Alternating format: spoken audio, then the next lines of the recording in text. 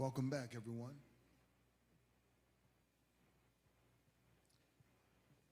We're ready for our afternoon sessions. I hope that you've enjoyed lunch.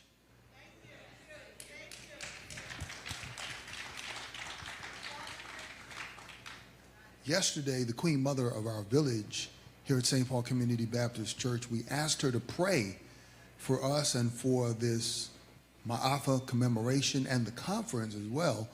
And while she was praying, you just have to know our Queen Mother. She's a truth teller. She calls it like she sees it. And that's even how she talks to God. And she's praying for the village, and she's praying for the pastor, giving thanks to God. Said, thank you for the vision of the pastor. And she said, Lord, I don't know how he gonna pay for all of this. Well, that's why we've assembled this panel to talk about the economy, the economics of the broken calabash.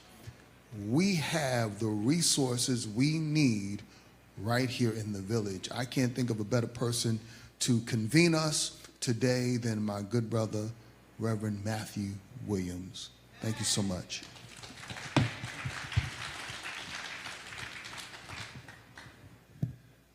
Greetings. My name is Matthew Wesley Williams, and I'm hyena happy, really, to be to have the privilege of facilitating this dialogue. And I want to say to you that this will not be simply a sage on stage engagement, right? And I'll say a little more about the process we'll be in together. But I want you to look to your left and to your right.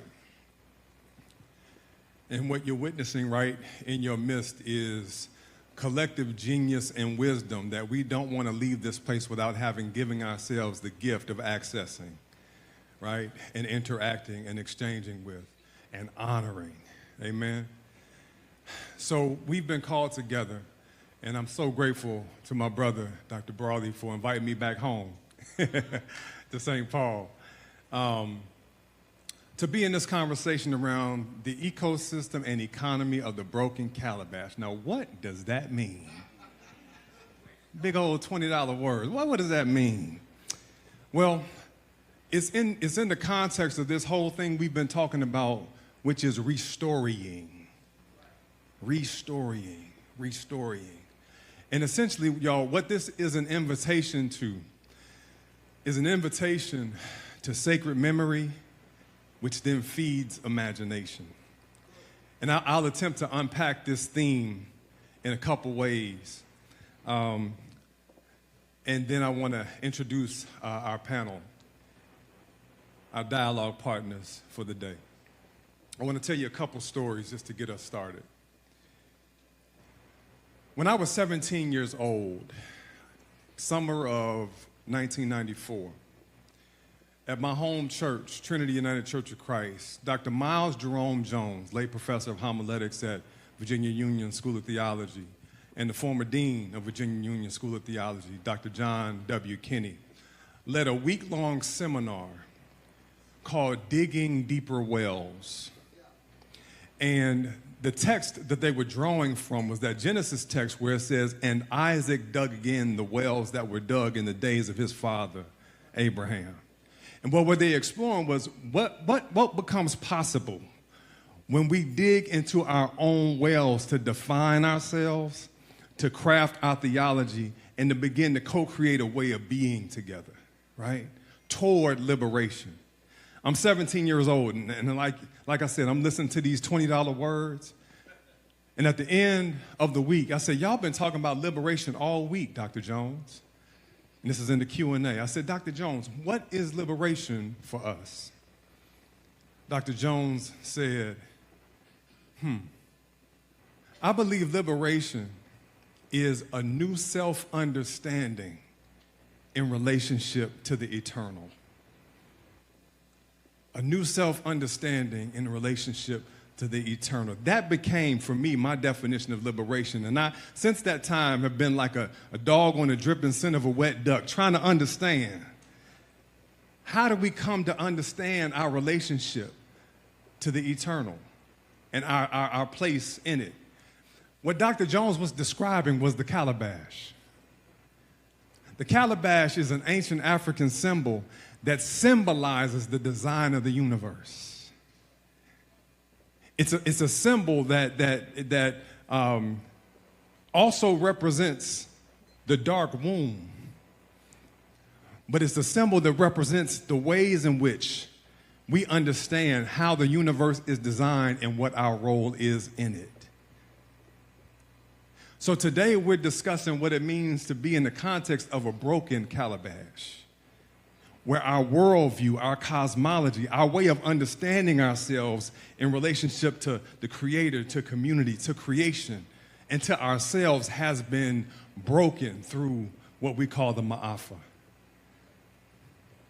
Now, what does this have to do with money? What does it have to do with economy?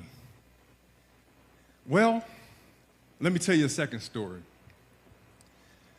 This year, I've shared with my St. Paul family that this year makes 10 years since I've been a survivor of stage 4 cancer.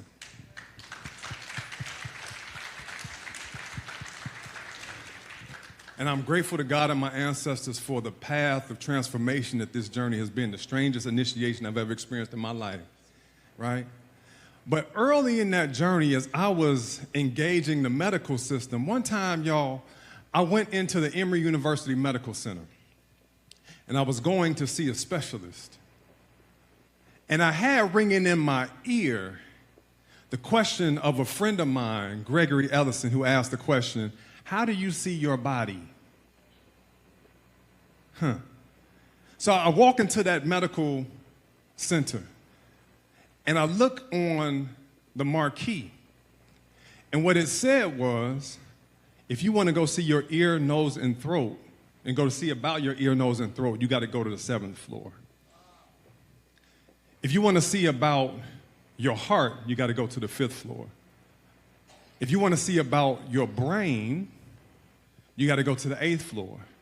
Your kidneys and your gut, gastroenterology, are on the 3rd floor. And as I looked at that marquee, what I came to recognize was that they see my body as a set of parts that can be fragmented and separated. But the way my body is designed by the Creator is not separate. And I'm not a machine. I'm fearfully and wonderfully made in the image of the Creator, right? So here's what I'm saying is that when we talk about the calabash, we're talking about a cosmology. We're talking about how do we see how nature, how existence is set up, and how then does that shape the systems that we inhabit? How does that shape the systems, not just that we inhabit, but that we create? And I want to borrow from Elder Orland, who says, reality is not yet finished.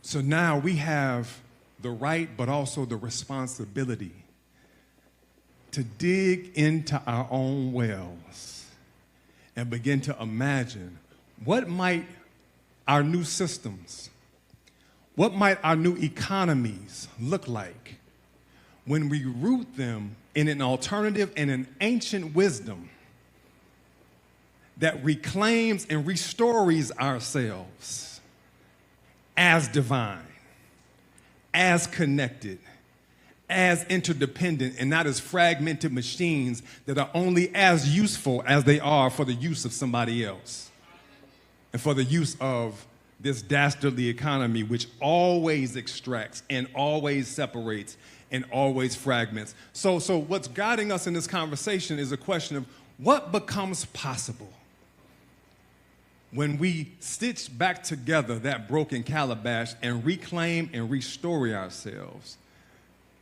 I'm so glad to be in a conversation with 3 brothers.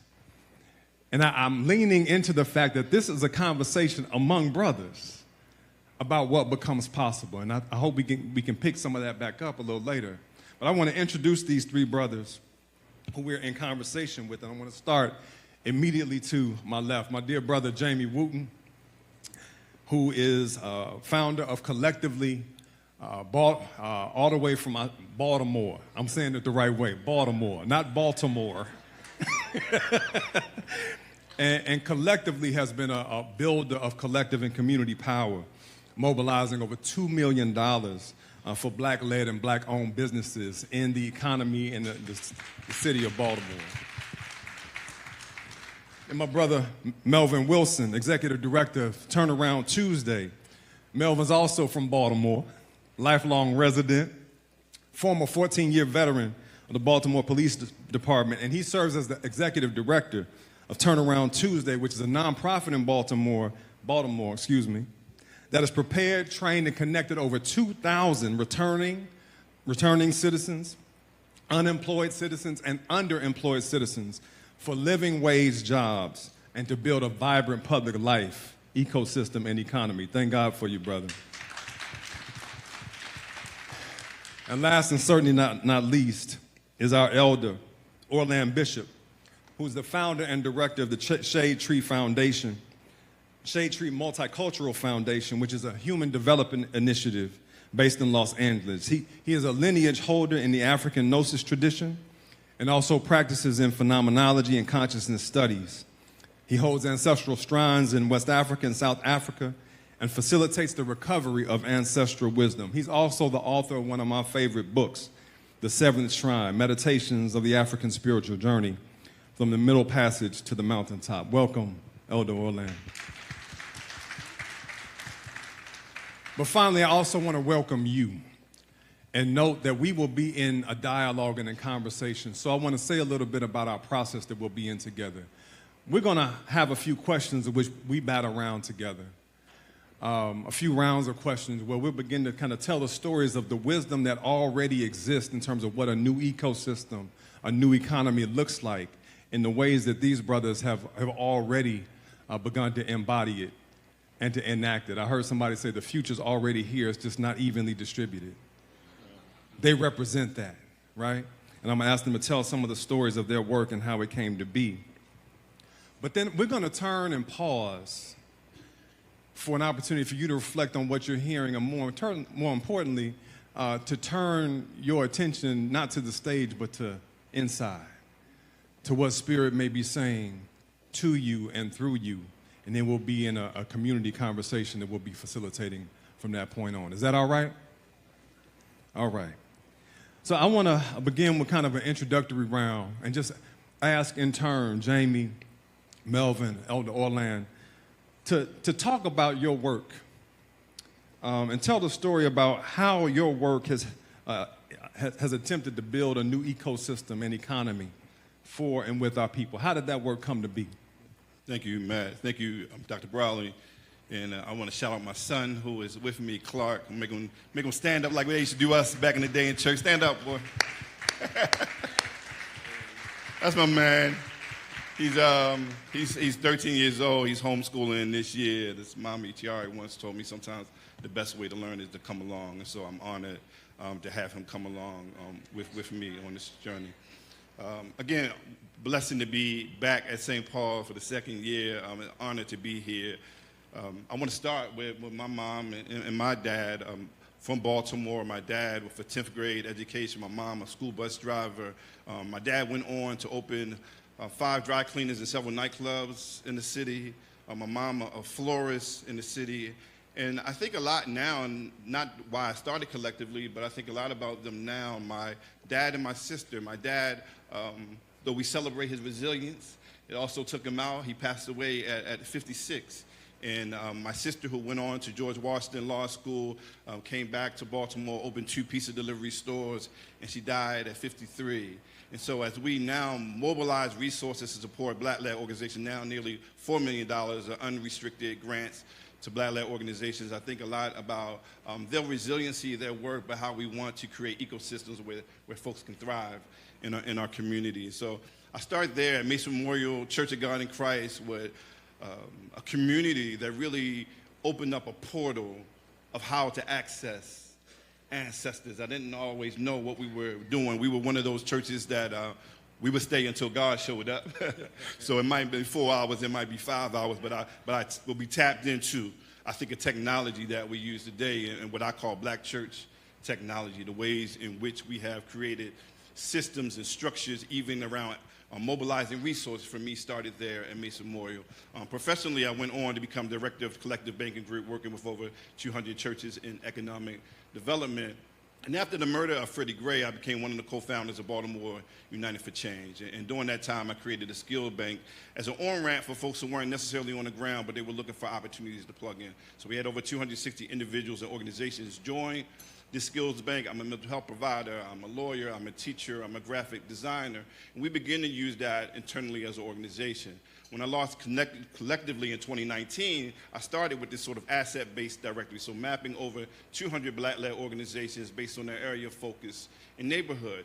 One thing that we heard after the murder of Freddie Gray for philanthropy was that they weren't necessarily sure who was on the ground and who was doing the work. So one, we were mapping to sort of get rid of that excuse within community, but also for ourselves. We saw a lot of fragmentation and duplication of programming in community. So I launched Cllctivly in 2019 with micro grants, beginning to mobilize grant making to our community, now getting close to $4 million in no strings attached grants. I'm just coming off our collective give, our annual day of giving, where we have raised $1.1 million in 24 hours for the second year in a row. Good afternoon, everyone. My name again is Melvin Wilson. Dr. Brawley, thank you so much for the invitation. Matt, thank you. And I'm glad to be on this stage with such distinguished gentlemen. A little bit about me, what Matt didn't share. I spent 14 years on the Baltimore Police Department, but also spent 18 months in the Maryland State Penitentiary. My daughter, when she was 3 years old, was sexually assaulted. Surgery, stitches, and here her dad was a big-time sergeant in the police department. And I felt like I was protecting other people's kid and didn't protect my own. And I lost my mind, started doing really crazy behaviors, and I found myself on the other side of the law. But what that did, it really opened my eyes to the plight that many, particularly our black males, face, that society has really put us in a box. And after serving 18 months, I said if I ever get an opportunity where I can make a difference, I was going to do so. So when I came home, I'm thinking I'm not going to have any problem getting a job. Here I was a sergeant in the police department. This isn't going to be a problem. I couldn't find a job anywhere. Finally landed a job working for Goodwill, driving a van at $7.21 an hour. And this was in the mid-90s. I had 3 kids at that point. My third check, they hit me for child support, left me with $42 every 2 weeks. So I had to come up with a plan. So in 1 year, I got 5 promotions at Goodwill and ended up being the assistant to the president. And it was there, after serving 12 years, I met the folks at an organization called BUILD in Baltimore, Baltimoreans United Leadership Development, which is the sister organization to EBC here in New York. I met Rob English, who was one of the, who was our lead organizer at BUILD in Baltimore, and we were able to start this movement called Turnaround Tuesday that was going to provide opportunities for people coming out of prison. In Baltimore, if you go to prison, when you come out, you literally get a life sentence. Nobody wants to hire you. Housing situations are bad. But we had to push on the systems to make change. I do want to also recognize my Deputy Executive Director, Shambrika Johnson's here with me. And she's been with me for about 8 years. As Matt said, when we started, I was the only employee, and technically I was hired by BUILD, but I was the only employee, and I fast forward to today. We now have 20 employees, and we have a budget of over $2 million. And as he said, we have helped over 2,026 people get livable wage jobs, with 65% are ex-offenders. The other 35% are people that are either unemployed or underemployed. And what we really hang our hats on is that our biggest employers, and we push this, are our anchor institutions in Baltimore, Johns Hopkins Hospital and the University of Maryland Hospital. And we started, as Bill taught us, to start at the top. Currently, as I speak, on the board of directors of Turnaround Tuesday is the president of Johns Hopkins, and the president of the University of Maryland just rotated off of our board.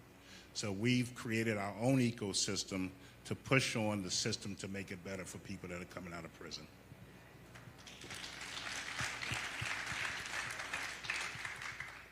Greetings, St. Paul. I am also very grateful to be here and to witness the emergence of the conversations that are moving between, in the Sankofa tradition, moving between the past, present, and future. And this is how life works, but it's also how currency works. Most currencies that are currently allowing our worlds to turn and our livelihoods to be made are still based on principles from the past. The calabash is a currency. Practical use in many parts of the world, in which mostly women understands the significance of harvesting it, preparing it so that it could actually become usable for different functions. And it supports every aspect of life, from bathing the infant at birth, carrying water throughout the day, celebrating different aspects of life with ceremonial drinks, and holding the seeds of the future. All the seeds are stored in calabashes and in some containers, but the idea that the calabash is actually a space where things are protected or utilized to move life in some way. Some years ago, actually 2001, I was in Burkina Faso, a village called Dano. And the women in this association, economic association, invited me to their meeting, the Women's Association. So I'm sitting there with only the women, and the men are standing out in the background saying, how did he get invited to that? I'm wondering, what is it that they're telling me, or what is it that we're talking about? And it was my invitation into the economy that the calabash was about. And in fact, after we finished the work and they finished celebrating the fact that I brought some ideas to their work, they all gifted me some calabashes. And I brought some of them back to Los Angeles. And in 2010, in a work we were doing called the Economics of Peace, I broke one of those calabashes and distributed the pieces to about representatives from about 15 different countries that came to Los Angeles for that gathering, because they were studying peacemaking. And so, well, if you're going to do peacemaking, you need a currency that actually allows peace to happen. And the calabash is one of those currencies that if you welcome a guest to your home, you give them water, which is also the substance for peace, in the calabash. More libations are poured around the world with calabash than any other form of container. And so it's a way of being in reverence with our ancestors. It's a prayer process. And I'm thinking in many traditions, and I think about Christ probably going around the place, maybe have drunk out of calabashes for most of the time, that he was seeking a space of hospitality. But why I'm raising this? Because in the Economics of Peace, this was the 10th anniversary of the gang truce in Watts. And I mentored that gang truce between the Bloods and the Crips for about 12 years. And part of the work with them is, how do you find your livelihood in a place in which, one, you were enemies to start, and now that you have an agreement to make peace, who are your investors? And so part of the first level of the work was you have to invest in yourself. You have to create an agreement that over time becomes so valuable that everyone will want to invest in it. It's now 30 years later. After 4 years, they had about $5 million of contracts from the city agencies in Los Angeles to deal with young people who were at risk of being in gangs. And it grew. 2 or 3 years ago, the current White House invested $5 billion in the same group of people that started in Watts 30 years ago to bring that model of agreement to all the cities in the United States as a public safety protocol. So Vice President Kamala Harris's office oversaw the implementation of the first time in the United States history that a gang truce agreement grew into an economy for the Department of Justice. Part of the idea was the imagination that was necessary to catalyze the communications between the people who grew an asset. The asset is the agreement for something to become more real over time. And here it's practical. It's needed and it's necessary and it's funded. Right? So many kinds of agreements can become economies over time. We just have to imagine what is it that we're catalyzing and what is the integrity of the hosts for that future that we're engaging with. Thank you, Elder. I want to give us an opportunity to pause and pay attention to what may have struck you just in those first few comments. Write it down, make a note, jot it in your phone, but don't let it pass. Take a beat, write it down. Let's take a pause.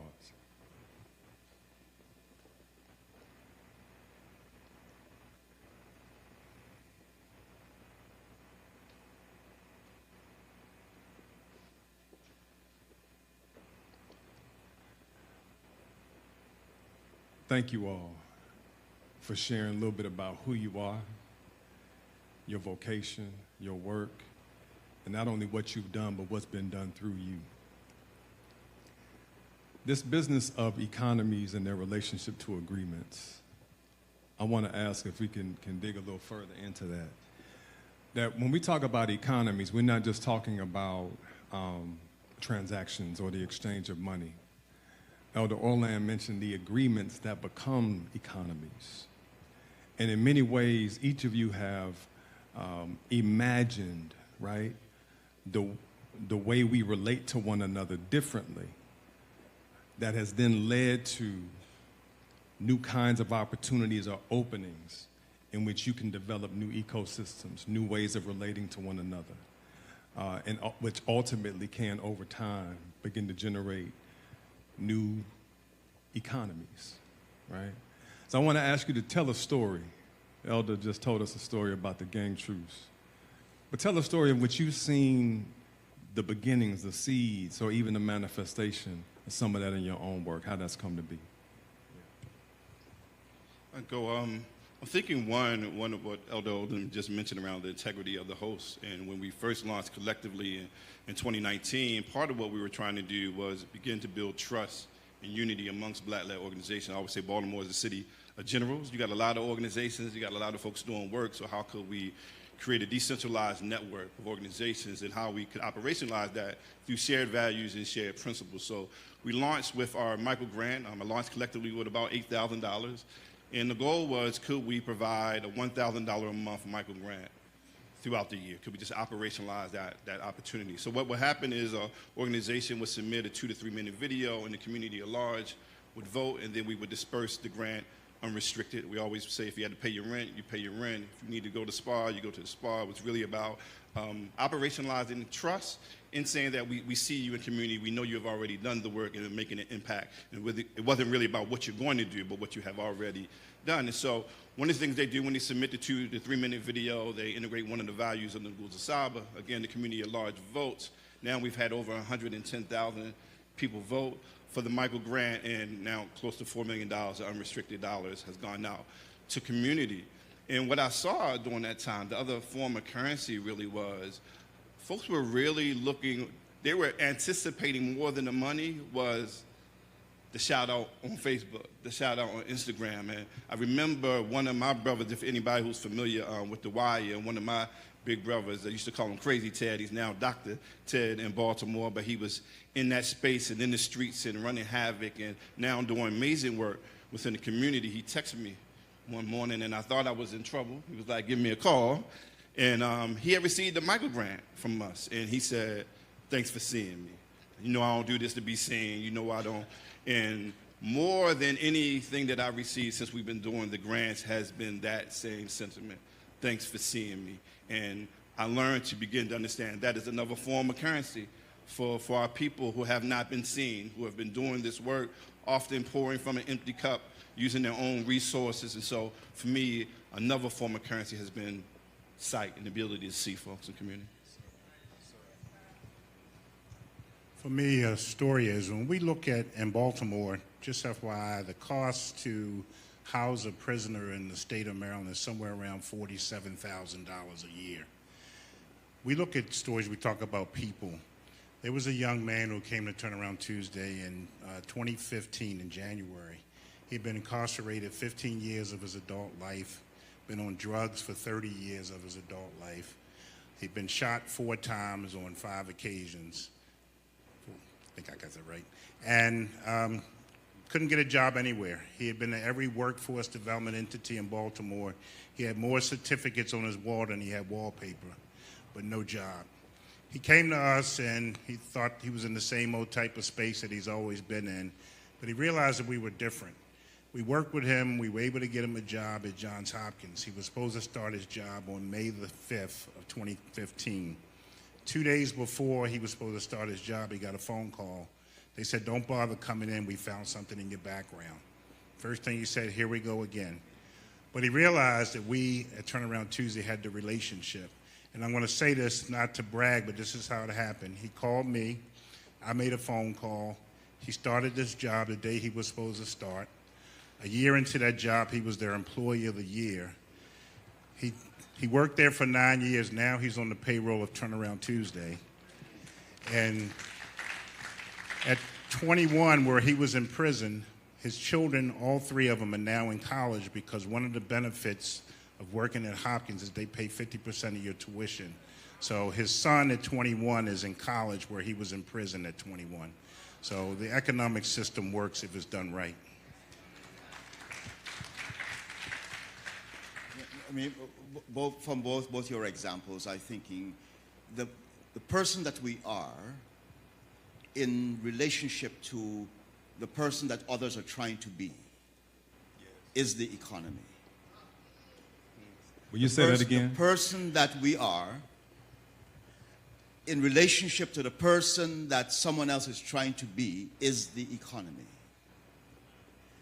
Most kinds of conceptions about labor is that you have to work for me, that I become more of myself, and that you become less. Yes.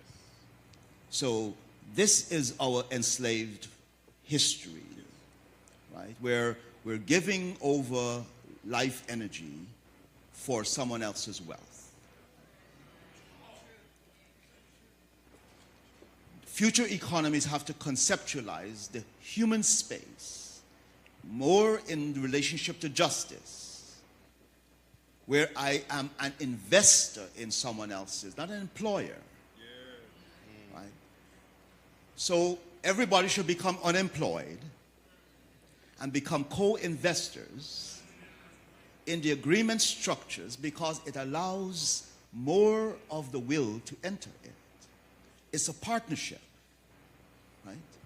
We've inherited a lot of institutional ideas that are actually harmful to our life forces.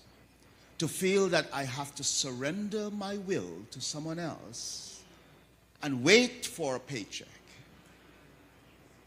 right?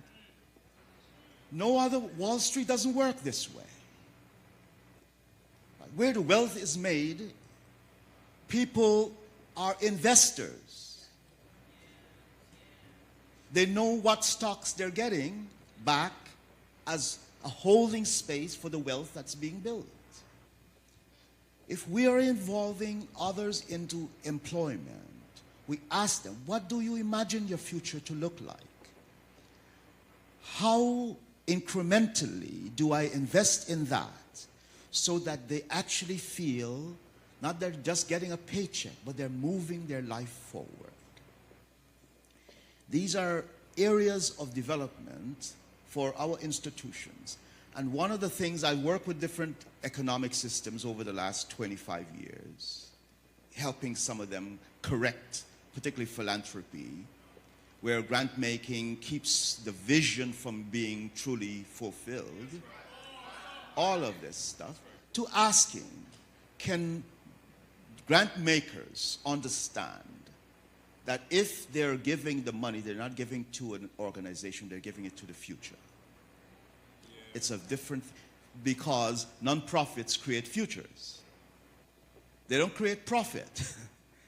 They create people and futures.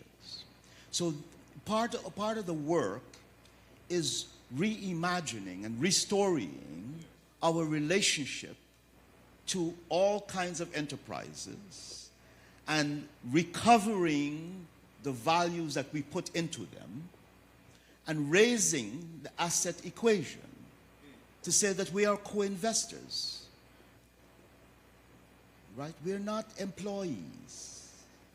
It doesn't work. It's a time check for when you get checked out of the system.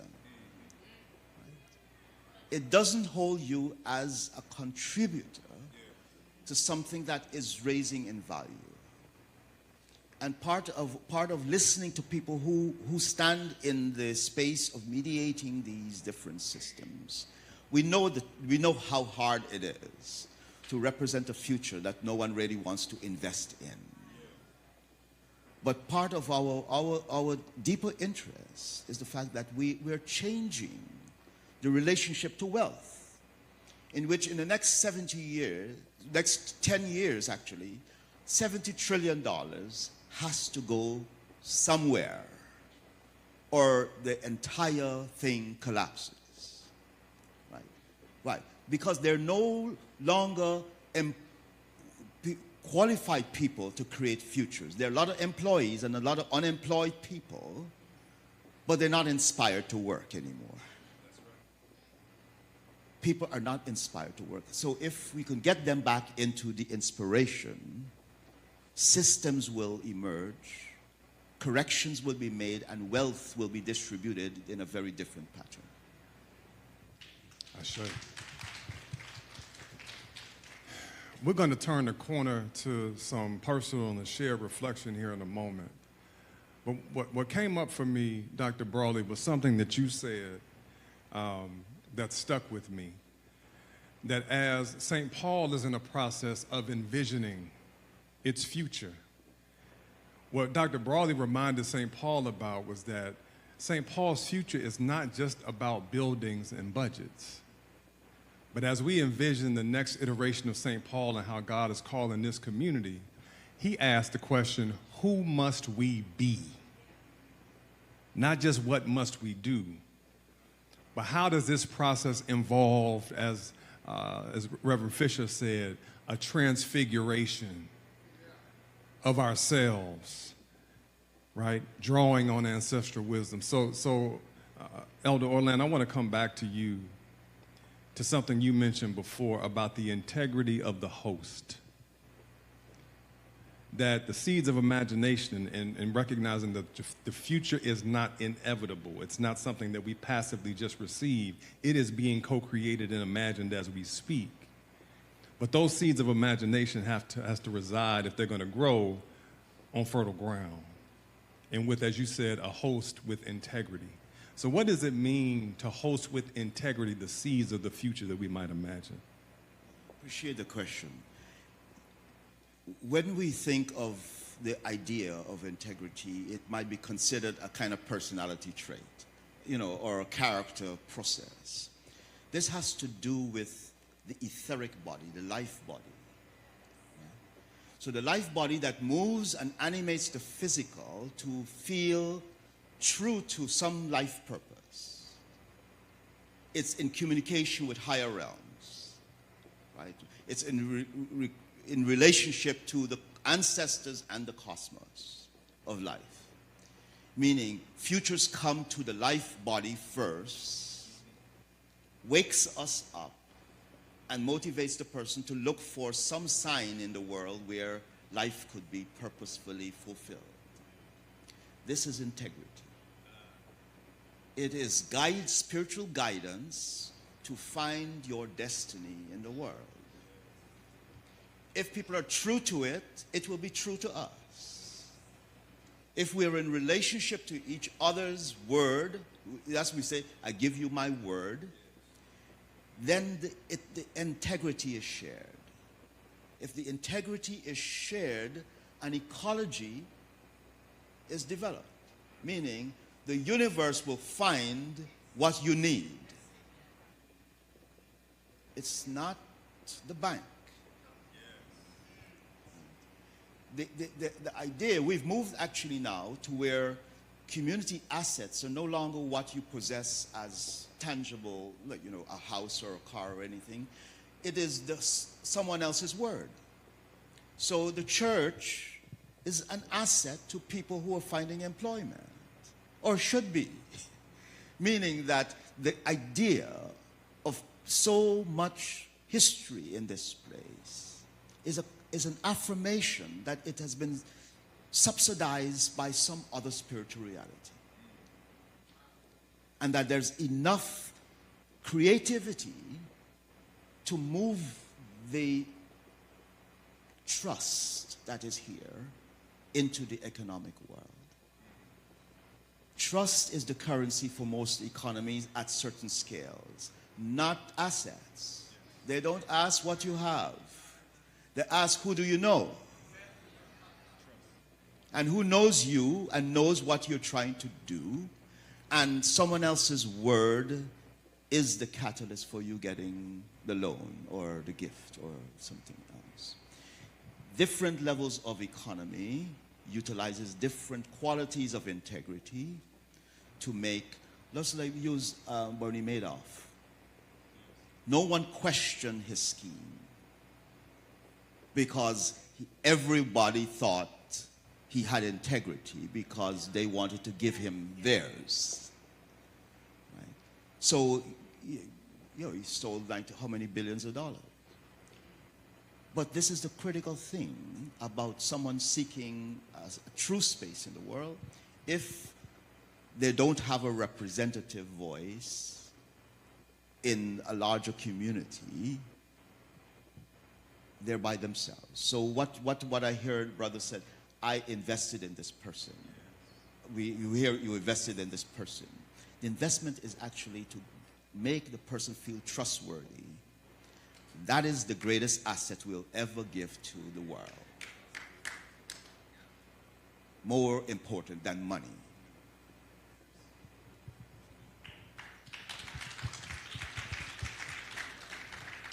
Thank you, Elder. Now, I want to invite us to turn to ourselves and to one another. And for the next 15 minutes, first I want to give you a couple minutes just to write down what's come up for you in this conversation as you think about ecosystems and economies. And what's the root system out of which we're beginning to imagine and invest in one another, to restore ourselves and our systems? What's come up for you? And then I'll signal you in a couple minutes to turn to the folks to your left and the right to share what's come up for you. What struck you in this conversation? What questions might you be holding now? And we'll take about 10 minutes to talk through that, and then we'll come back to the large group. Is that all right? All right. So take a couple minutes. I'll signal you to turn, and then we'll move forward. And for my dear brothers, I want to invite you to do the same. Yes, yes. Yeah. And consider what question might you be holding that you want to pose to one another and to the community.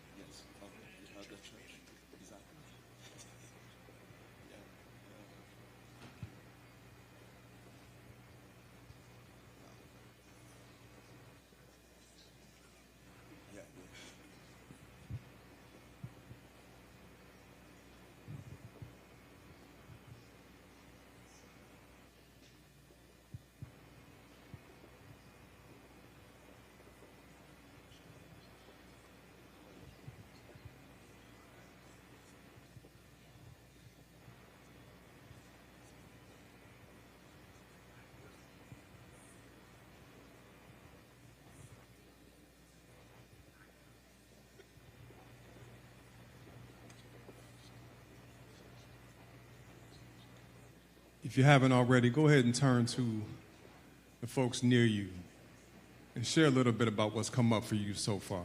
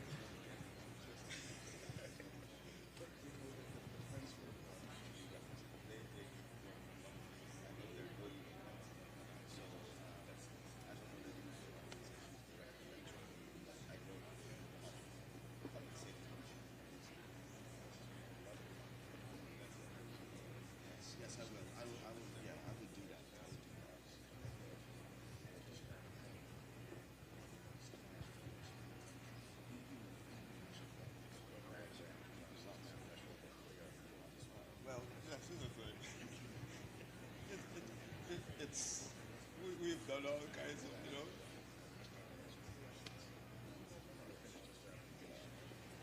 I have a young man who went through prison several years in New Orleans, got out and did restorative justice work, and he actually sent me a picture from the White House. He was in for this same,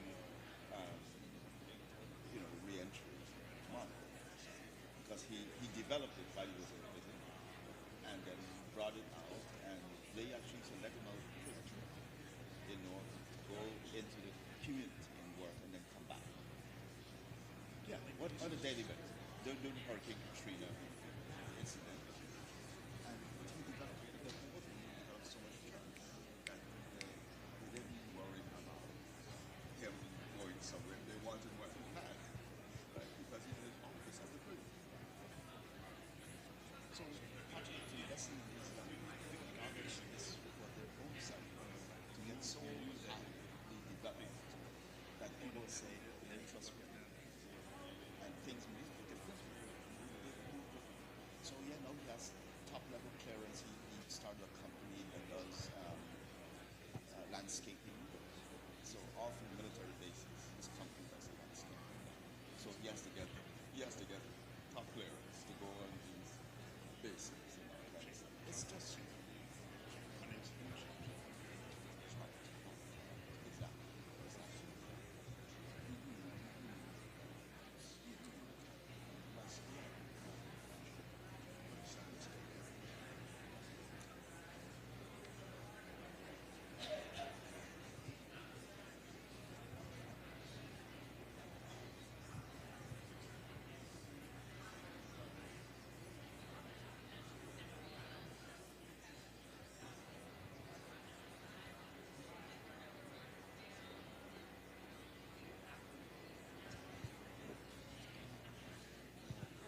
several organizations that re-entry. One called Project Return that was in New Zealand. Several in California. It's really well, yeah, there's a large network. Not Nigeria, Ghana, Burkina Faso, Togo.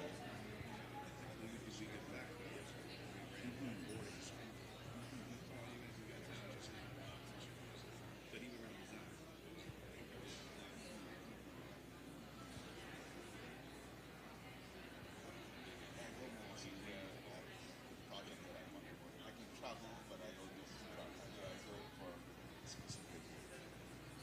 them would want to keep me there too long. So, yeah. Yes, exactly.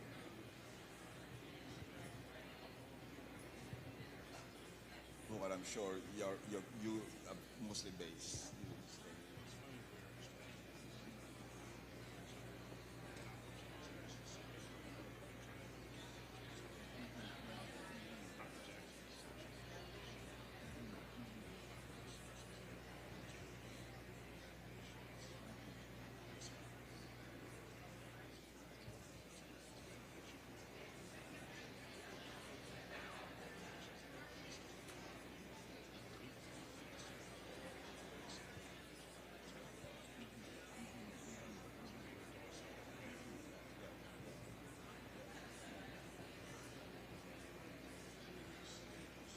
We're going to take a few more minutes and then we're going to turn to the larger community.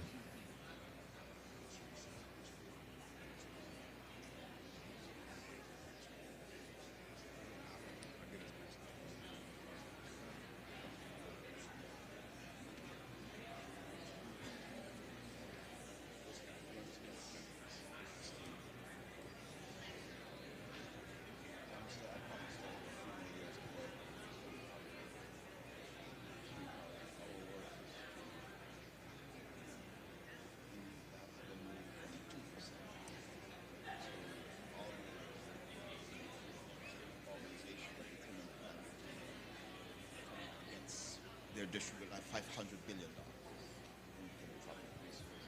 that's not national. That, yes, and well, why they include global as well. That's, but I think it's like $500 billion.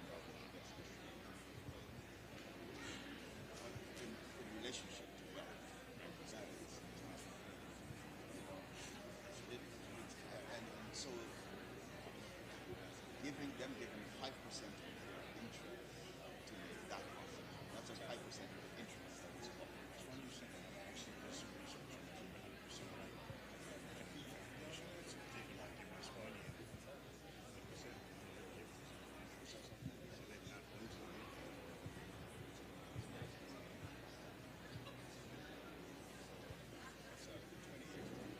Some of them actually spend on their money that we don't that much every year out of business.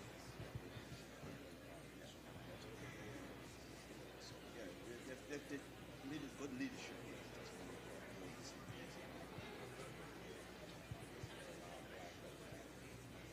They're good as well. Yes. But I mean, our cultural space has been more to move from income generating to investments. So there's a lot of, our people that are still investing to make more money. And we have not conceptualized how much is enough. Because these are the kids that have had money for so long that they know it's not about the money anymore, right? Now we're still growing in that space. And there's some very good black athletes. The athletes like Michael Johnson, they've created leadership among themselves for gifting. All right, let's bring our conversations to a pause, not a close, but just a pause, so that we can surface together the collective wisdom that's in the room. My dear brother Stephen Lewis often says, none of us are an expert on an unknown future. So it requires that we be in practice together around how we access the collective wisdom of the room, which is smarter than all of us. There's no smartest person in the room. The room itself is the smartest. So let's begin to access some of this collective wisdom that's beginning to bubble up among us. So I want to invite you to these mics to share a little bit about what came up in your spirit, but also in your conversations, either in the form of an observation or a question. And then I also, in turn, want to invite my dear brothers to share a question that they may be holding now as a result of this dialogue. So please come.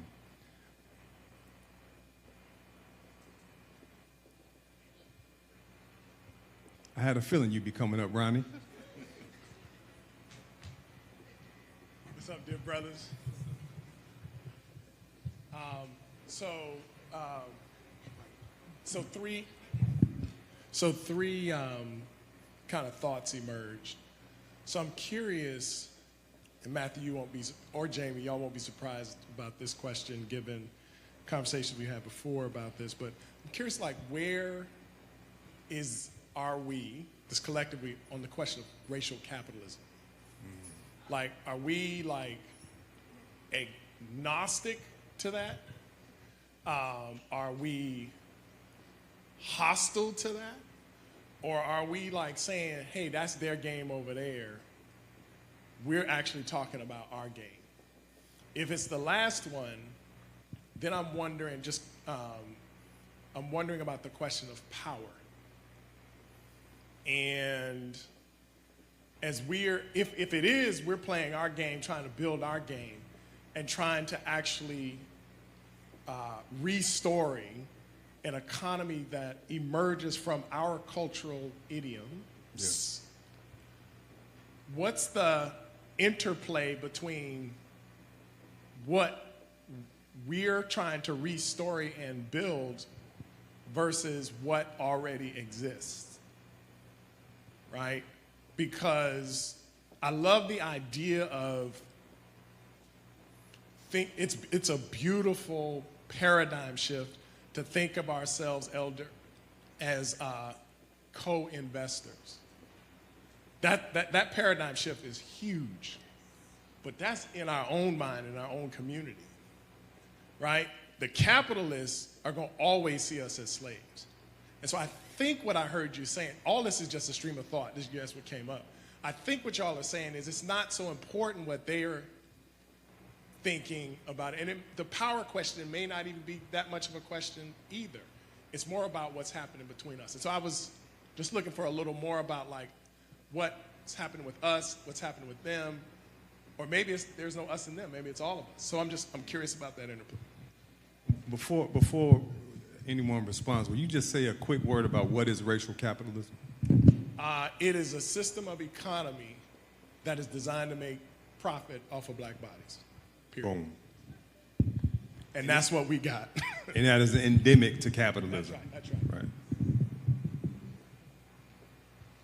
Anybody want to respond to that?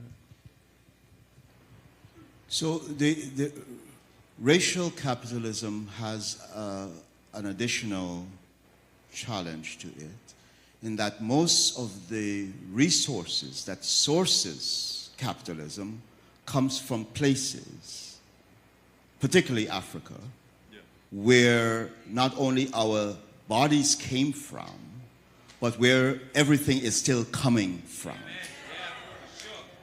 Right. So it is not that we have to come up with another kind of capitalism. We have to come up with a just economy that allows everyone who puts resources into the current economy gets something back. Right? Capitalism is itself designed around scarcity, creating something that no one really wants, because that's another form of slavery in it, and in a sense, creating dependency. So the dynamics of futures have to be co-investment, or this planet suffers. So it's not about how much more money any other group can make. It's whether we can allow the ecologies of our earth to recover from exploitation, that we can create futures that honors every form of life, so that we can actually renegotiate and restore the entire history of exploitation. So it's not only bodies that suffer, places suffering, the planet itself is suffering. Could you imagine what those unborn children are thinking about us and the world, and saying, are they just interested in money? Regardless if we're black or white or what, that we have to take into consideration the conditions that necessitate birth or none of them will come. The economy includes spiritual beings who come in to bring more intelligence for us to get out of what we don't know. So part of our collective interest is to say to, and this is where our collective culture, black people's culture, can still be investors in America and the world once we go through our trauma healing process. We have far more genius that is underutilized for other kinds of systems that no one is thinking about to invest in yet. So this form of economy is not where we're going to make our right livelihoods. We have to consider emerging spaces that have to do with spiritual conceptions of our world that haven't been invested in at all. And ask ourselves, is that our right to do? And maybe the reverse will happen. Maybe they will invest in that with our leadership of it. My sister, you were coming to the mic. I want to. Come on. Come on. Come on.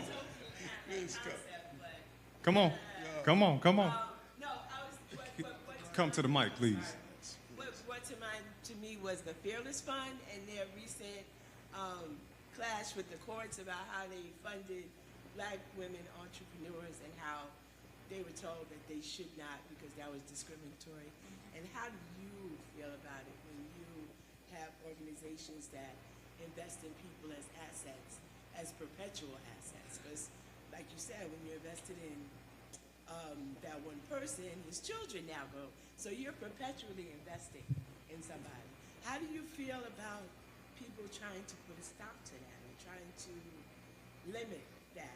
And how does that fit in with your utopia, as I think it is, of people being able to vision an economy that has integrity, that is inclusive, that looks at the human being? For us, it's certainly around organized power and organized money. I think when we give folks the power, we've organized a collective group of ex-offenders to go in and really speak for themselves. We recently had a win in Annapolis in Maryland where we repealed parole fees for people coming out of prison. People were paying $52 a month. All those as effective October 1st are gone. So really starting to allow people to build their own power to make changes. So we have no problem going into a room as a group, as a collective group with a voice where people are affected. Again, it not only affects the people coming up, it affects their children. It's, as he said, it goes all the way down the line. So, you know, we have to allow people to be in that space. If you're not at the table, you have no voice. So it's really building that power for us.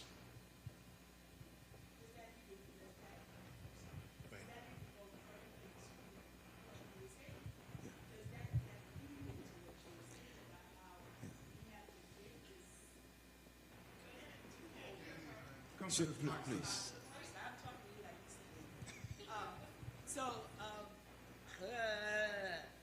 how does that feed into what you were saying in terms of him saying, I'm creating this, but I'm creating this perpetual asset? How does that feed into what you were saying about that vision of your vision? So it's not my vision. Okay, So here's the thing about, I appreciate it. I'm following spiritual guidance in what I do. It's not a utopia. Christ says this in the parable of the sower. There will come a time when 25% of the seeds that will be planted on this earth will produce 100-fold of what is needed.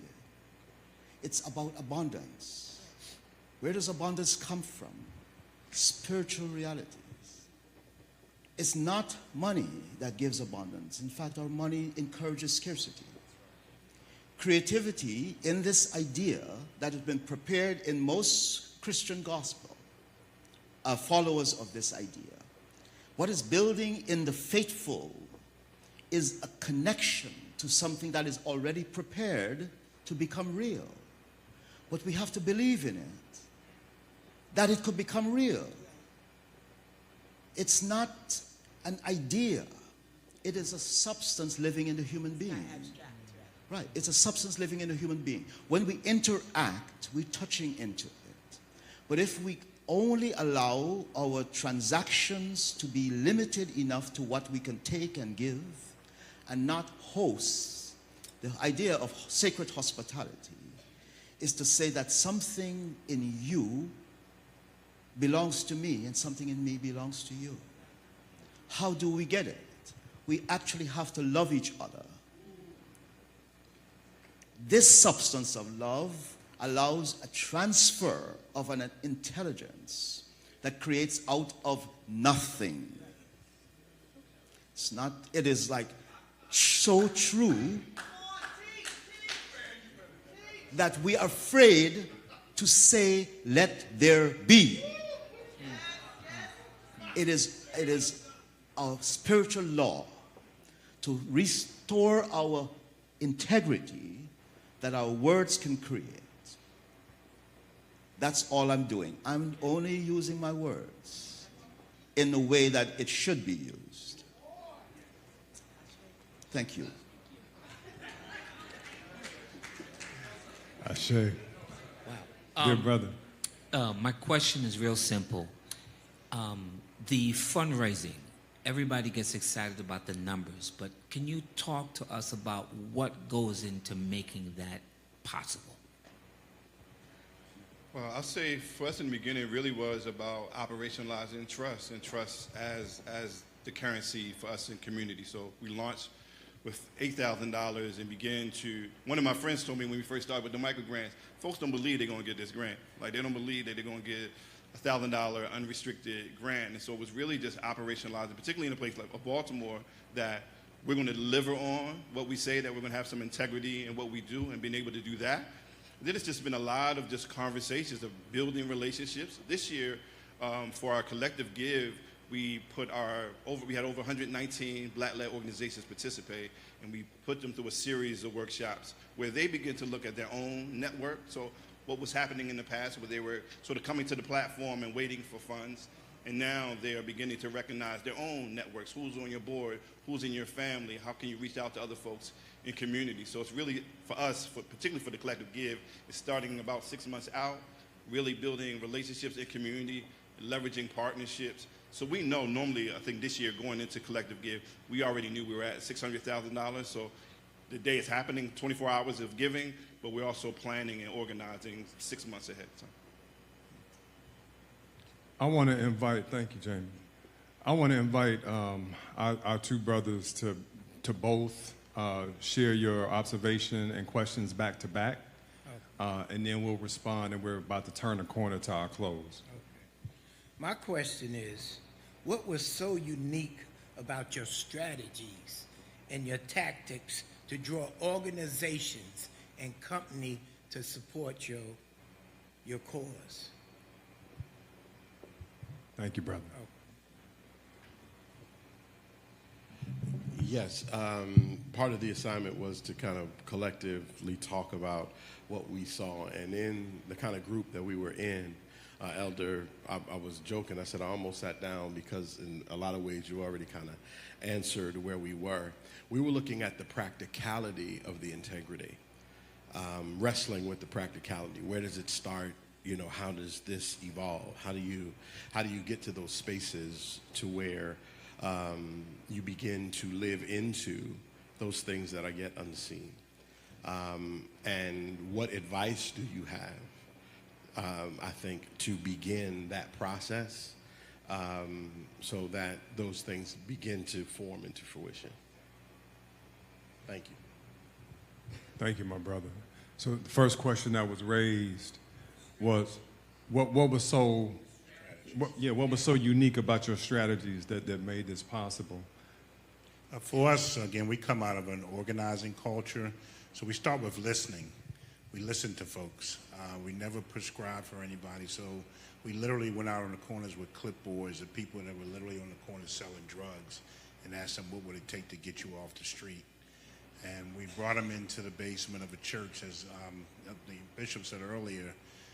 All of our locations are grounded in churches. The trust there is where it begins.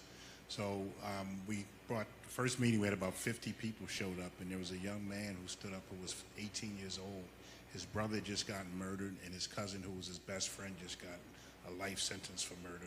He was the first person we helped get a job. I can tell you 10 years later, he's still alive, not in jail, and still working. So it's listening to people was our strategy. When I'm working with organizations, one of the first strategies I said, please don't start with what budget you need. Start with what imagination you have and how you want to grow. And so I asked them, imagine 5 years and what is happening there. Because the imagination is very practical. It allows you to authenticate the fact that you are the source of what you're trying to do. Right?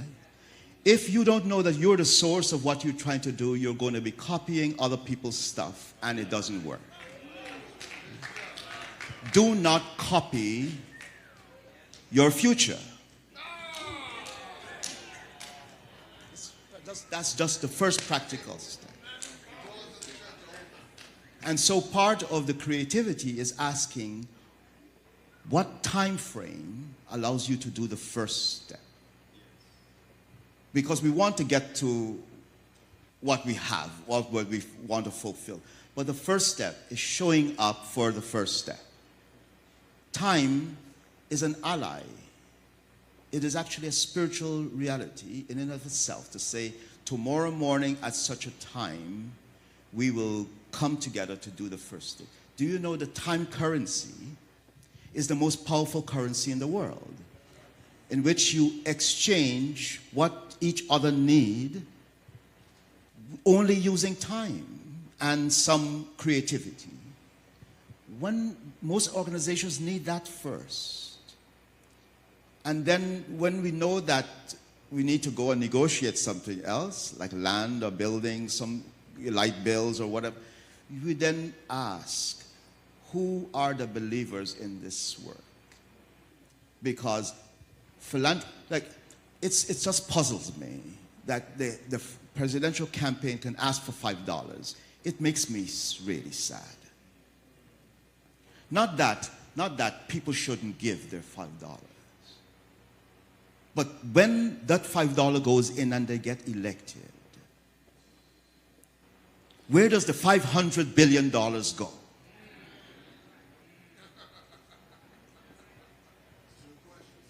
Where does the $500 billion go? That they give. Equity is time, space, trust, creativity, and love for the future that you're trying to create.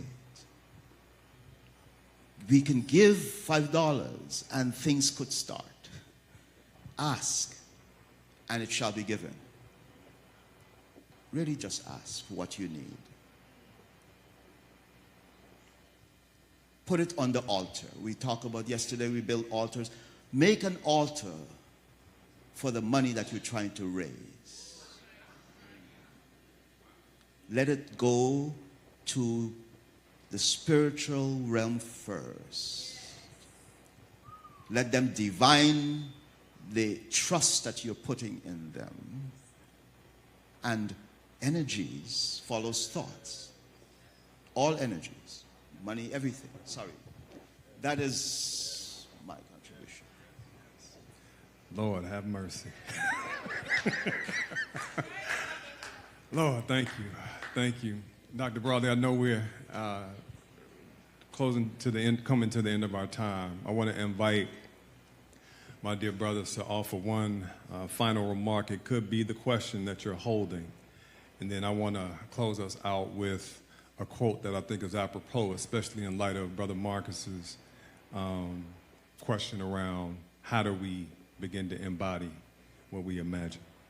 Yeah, not a question, but what I am holding is I love the idea of co-investor and how we really operationalize that as an organization. We are a small organization beginning to grow.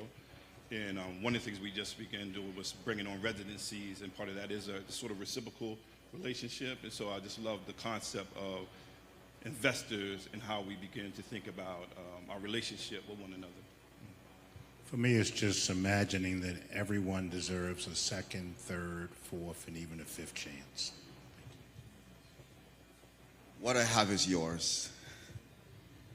Sure. What I really have is a love for your future, our shared futures. With that, miracles can happen. So we should talk about our futures more often. Thank you. I want to offer this final word, this benediction of sorts, a good word, from Adrienne Marie Brown in a book she wrote called Emergent Strategy, which for me is a sacred text.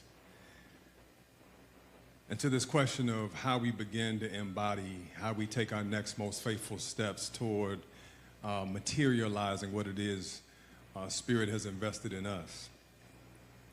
She says, it is so important that we fight for the future. Get into the game, get dirty, get experimental.